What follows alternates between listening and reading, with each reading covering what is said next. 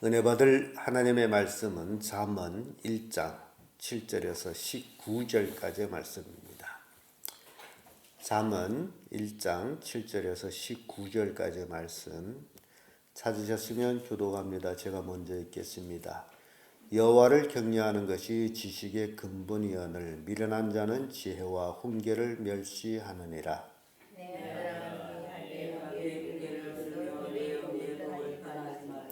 이는 내 머리에 아름다운 관이요 내 목에 금사슬이니라. 내 아들아 간잡자를 멸치라고 쫓지 말라. 그들이 내게 말하기를 우리와 함께 가자. 우리가 가만히 엎드렸다가 사람의 피를 흘리자. 죄 없는 자를 까닭없이 숨어 기다리다가 음부같이 그들을 산채로 삼키며 무덤으로 연하게 나가자에 삼키자.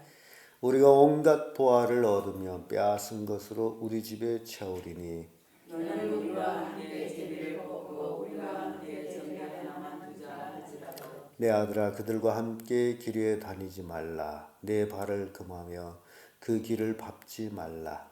대저 그 발은 앞으로 달려가며 피를 흘리는 게 빠릅니다. 무릇 새가 그물 치는 것을 보면 허들이거늘 그들이 가만히 엎드리는 사이에 피를 흘리며 숨어 기다리는 자기의 생명을 따르니 무릇 이를 탐하는 자의 길은 다 이라하여 자기의 생명을 잃게 하느니라. 아멘. 네, 이 말씀으로 악을 멀리하는 지혜 이런 제목으로 말씀을 나누겠습니다. 우리는 성경 보면서 늘 두 가지 종류의 사람이 있음을 보게 됩니다. 아담이 아들 가인과 아벨 두 종류의 사람, 한 사람은 하나님을 기쁘시게 했고 한 사람은 하나님을 기쁘시게 못하는, 그래서 저주받는 모습을 봅니다. 그래서 그때로부터 인류 역사가 지금까지 흘러오면서 꼭 세상에는 두 종류의 사람이 있음을 교훈하고 있습니다. 그래서 내가 누구와 함께 하느냐가 굉장히 중요합니다. 나는 어떤 사람과 함께 하느냐, 내 주변에는 어떤 친구들이 있는가 라는 것들이 굉장히 중요합니다.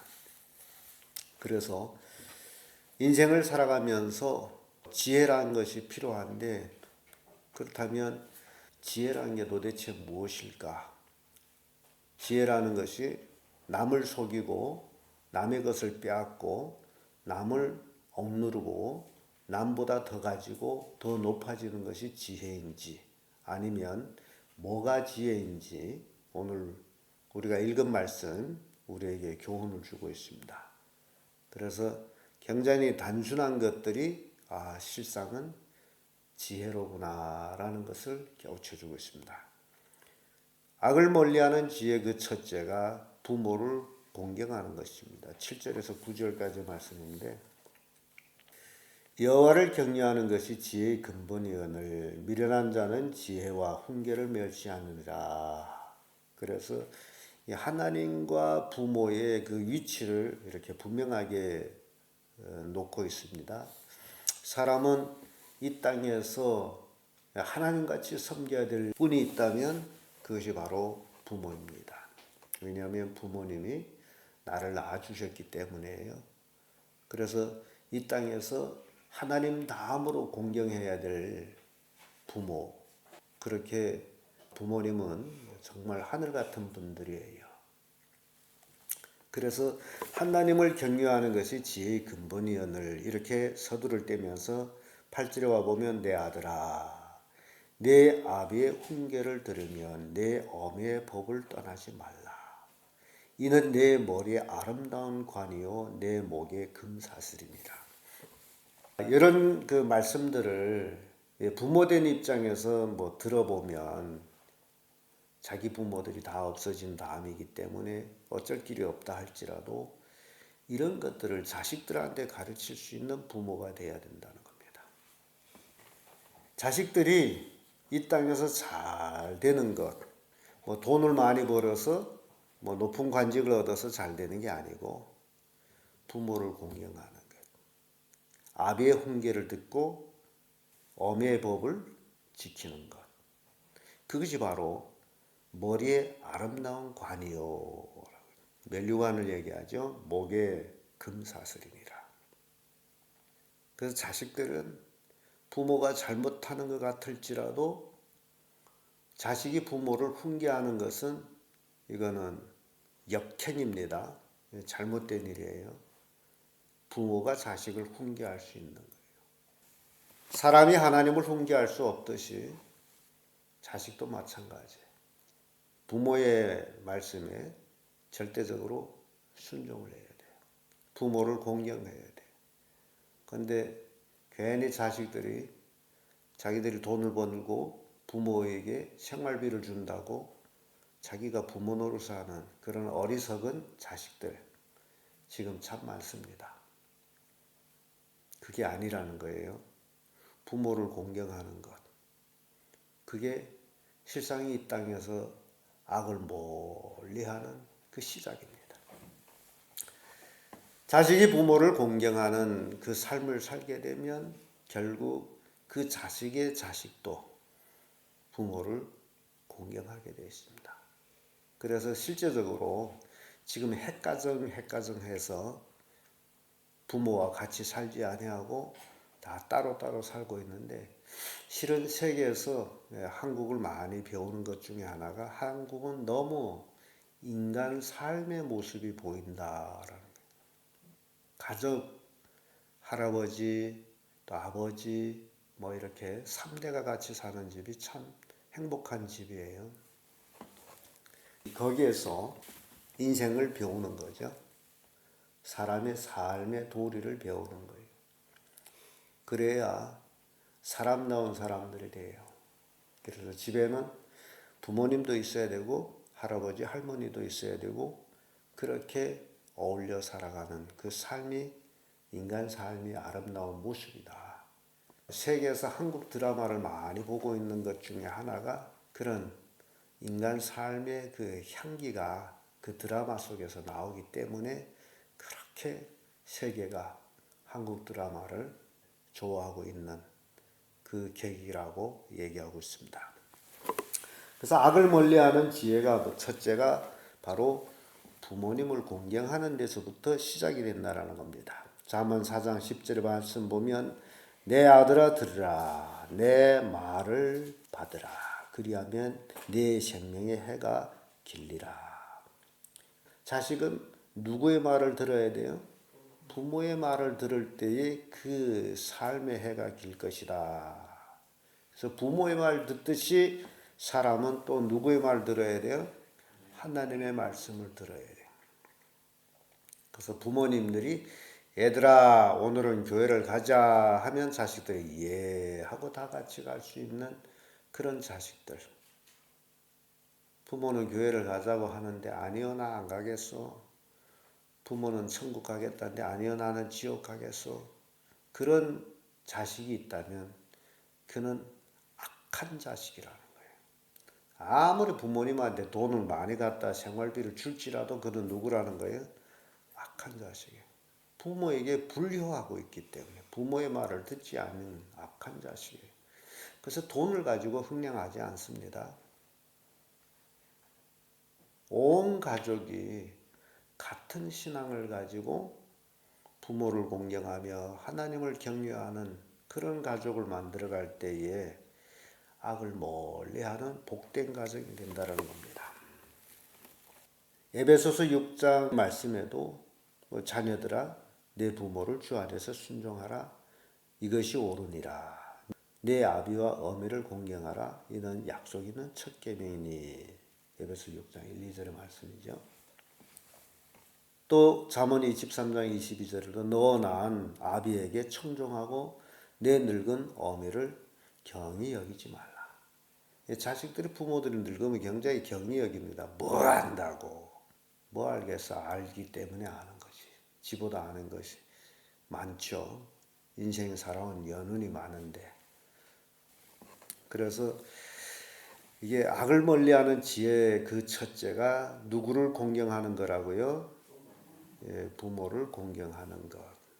부모를 공경하듯이 하나님을 경외하면 악을 떠난 삶을 삽니다. 악을 멀리하는 지혜로운 사람이 됩니다. 두 번째 악을 멀리하는 지혜는요, 유혹을 피하는 겁니다. 10절에서 15절까지 말씀인데 10절의 말씀 보면 내 아들아 악한 자가 너를 깰지라도 쫓지 말라. 이 악한 자가 누구예요? 오늘 본문의 흐름을 보면 부모를 공경 안 하는 자가 악한 자입니다. 그런 자들과 함께할 이유가 없어요. 악한 자. 근데 여기서 이 악한 자들이 어떤 짓을 하느냐 하게 되면 남을 해하는 짓을 하고 있어요. 그들이 내게 말하기를 우리가 함께 가자. 우리가 가만히 엎드렸다가 사람이 피를 흘리자. 죄 없는 자를 까닭없이 숨어 기다리다가 음부같이 그들을 산채로 삼키며 무덤에 내려가는 자같게 통으로 삼키자. 우리가 온갖 보화를 얻으면 빼앗은 것으로 우리 집을 채우리니 너는 우리와 함께 제비 뽑고 우리와 함께 전대 하나만 두자 할지라도 내 아들아 그들과 함께 길에 다니지 말라. 내 발을 금하여 그 길을 밟지 말라. 이런 말씀이 나와요. 이 말씀의 흐름대로 본다면 마치 강도 같은 친구들입니다만은 그러나 우리가 생각해 볼 때에 단지 그것만 아니고 사람이 영혼을 삼키는 일들이 참 많습니다. 이게 불신앙이에요. 그래서 이 불신자들하고 친구가 돼서 같이 다니는 것 자체가 우리의 신앙을 무너뜨리는 거예요. 불신앙 친구가 아무리 깨울지라도 야 우리가 저기 아름다운 곳에 가서 놀자, 먹자, 마시자 이런 것들이 우리 영혼을 삼키고 있다는 겁니다. 하나님과 멀리 되잖아요. 하나님과 멀리 하게 되면 누가 죽어요? 내 영이 죽어가는 거 아닙니까? 산채로 삼켜버리는 거 아닙니까? 그래서 도대체 악한 자가 누구인지를 잘 알아야 됩니다. 나하고 친구 될 자, 나와 함께 다닐 자가 누구인지를 알아야 돼요. 그런데 이런 걸 모르게 되면 유혹을 받는다. 같이 가자면 같이 가. 좋겠죠. 같이 놀고, 같이 먹고 마시고. 그런데 누구와 같이 하느냐가 이렇게 중요하다는 거예요. 유혹을 피하는 것. 이게 악을 멀리하는 지혜입니다. 잠언 16장 29절에 강포한 사람은 그 이웃을 깨어 불선한 길로 인도하느니라. 불선한 길로. 이 불신자들과 여러분 친해 보세요. 어떡하나 나의 신앙생활을 방해주고 있다는 사실을 깨달아야 됩니다. 뭐 어떤 별명이 필요 없어요. 내 신앙생활에 방해되는 자는 다 악한 자들이에요.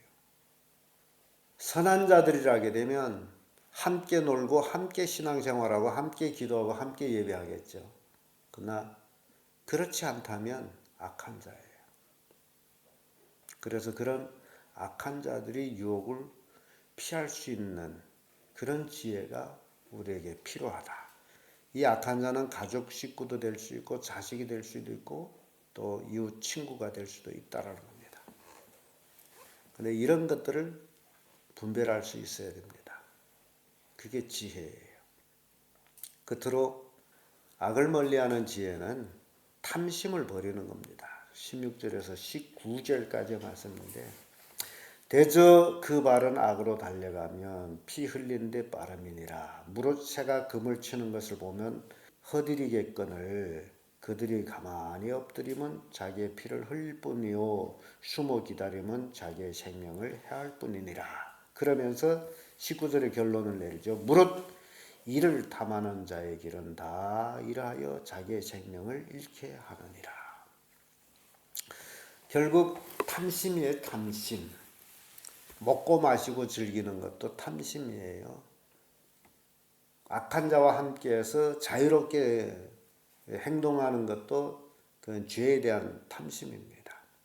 이런 것들이 뭘 잃게 해요? 생명을 잃게 합니다. 하나님께서 우리를 사랑하사 예수 그리스도를 2000년 전에 이 땅에 보내줘서 나를 죄에서 구원하기 위하여 십자가에 못 박아 죽여서 나로 생명을 얻게 한 그 귀한 것을 잃게 하는 악한 자들. 결국 누가 손해보는 거예요? 악한 자하고 친구 되면 내가 손해보는 거 아닙니까?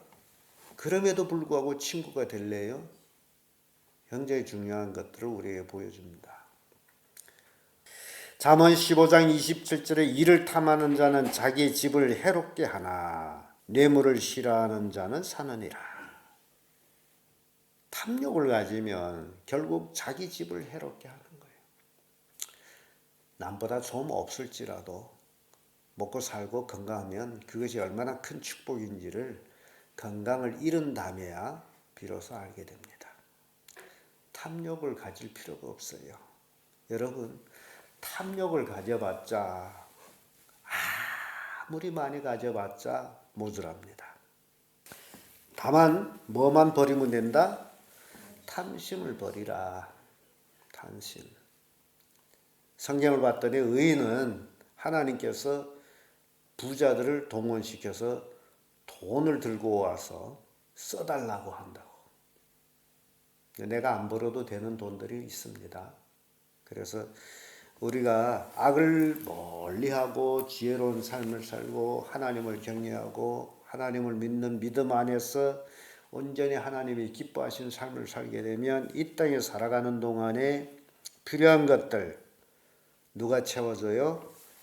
하나님이 채워주십니다. 디모데전서 6장 10절 돈을 사랑함이 일만하게 뿌리가 되나니 이것을 사모하는 자들은 미혹을 받아 믿음에서 떠나 많은 근심으로서 자기를 찔렀도다. 뭐가 일만하게 뿌리예요? 돈을 사랑함이에요. 돈 하면서 돈 때문에 하나님 멀리하면서 자기 믿음까지 떠나서 망하는 사람이 참 많다라는 겁니다. 절대 돈 때문에 믿음을 떠나는 일은 없도록 해야 됩니다. 그 돈을 벌기 위해서 믿음도 버리고 살아간다면 그 돈은 결국 나를 해하는 것이에요. 성경 말씀이 바로 이것입니다. 이걸 깨달아야 돼요. 그래서 나는 매일매일 무엇에 바삐 보내고 있느냐. 정말 신앙생활을 하면서 하나님 믿으면서 하나님을 영화롭게 하는 삶으로 바삐 보내느냐 아니면 이런 탐심 때문에 하나님도 멀리하고 있지 않는가. 그래서 오늘 본문의 말씀은 악을 멀리하는 지혜를 우리에게 가르치고 있습니다. 이대로 살면 지혜로운 자가 돼서 하나님의 복을 받는 자가 된다라는 교훈을 주고 있습니다. 기도하겠습니다.